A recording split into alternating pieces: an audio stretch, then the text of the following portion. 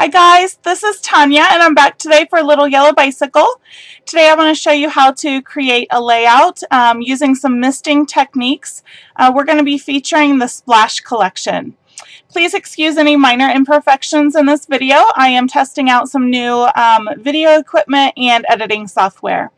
So let's get started. Before we start, let's take a look at some of the products that we'll be using. We will be using the chipboard shapes, the clear cut shapes, the jewel stickers, dimensional stickers, mini flag kit, the tear out ticket and journaling card book, the 6x6 paper pad, fabric favorites, Fresh Verse cardstock stickers, favorite pieces cardstock stickers,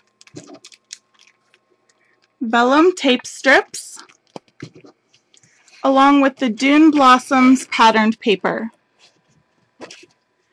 You will also need some mist bottles, whichever color you would like. In this project I used Jack Frost from Tattered Angels, which is a glimmer mist.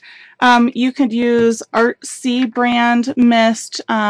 Studio Calico has Mr. Huey's, whichever you prefer. And other things you might want to gather are some negative pieces of cardstock from your punched out shapes that you've done, or even leftover punched out shapes, some circle stickers, anything that you could use as a template or as a stencil. Here's a look at the finished project, and I want to show you down here in the corner, this is the piece that we're going to be making that is completely misted.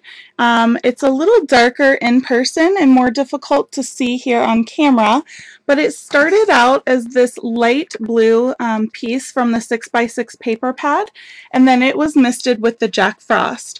I also took this journaling tag, which was also a really light, almost white blue color, and I misted that to change it and darken it to coordinate a little bit better with my photos. So let's talk a little bit about misting. What you're going to want to do, there's some tips I want to share with you. You always want to have baby wipes or paper towels handy. You always want to mist inside of a box lid. I just used a lid from a copy paper box. It's a nice large size and it helps contain the mess. You also want to swirl your bottles. Most mists have some glimmer.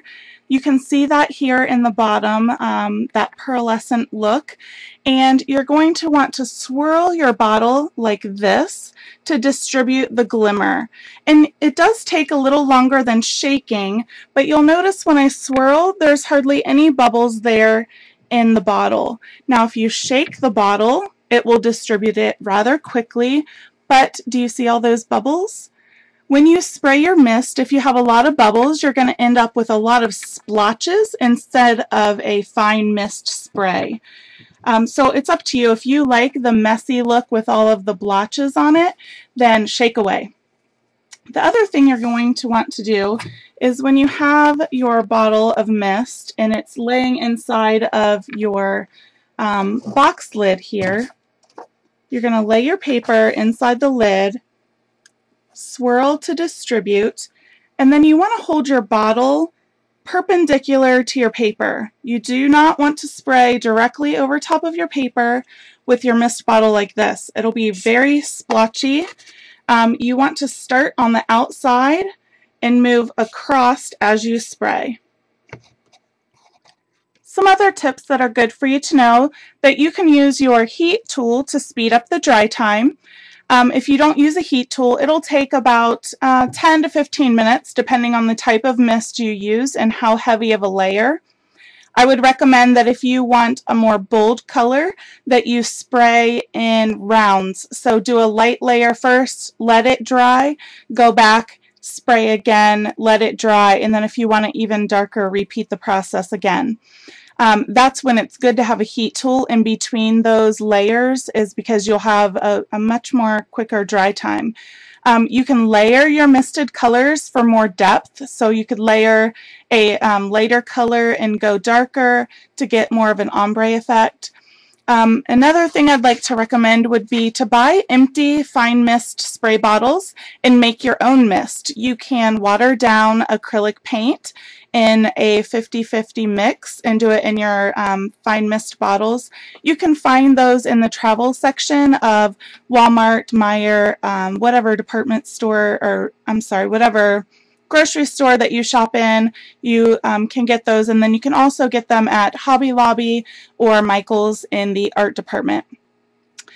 You can also make your own mist using reinker. So you can put some droplets of reinker in, and I've heard that people have better luck when they mix that with some liquid hairspray, so they get a better stick, and then add perfect pearls in with that if you want a glimmer mist. You can also get fancy with some templates or stencils. In this project, I've just added reinforcements. These are just an office supply. I added that to the pattern paper, misted the paper, and then just peeled the reinforcements back off. You have to be careful if they're extra sticky to peel them off slowly so you're not ripping your pattern paper. You could use negatives from your silhouette. If you cut shapes out, save this negative to use as a template for misting. You could also, if you punch shapes out of cardstock, use the negative as the same way. You could also get stencils from companies like the Crafters Workshop, or Studio Calico has these templates as well. So that's all I have to share with you today. You can find the complete project with step-by-step instructions and a supply list available on our blog at littleyellowbicycle.typepad.com. Thanks for playing with me today with the Splash collection.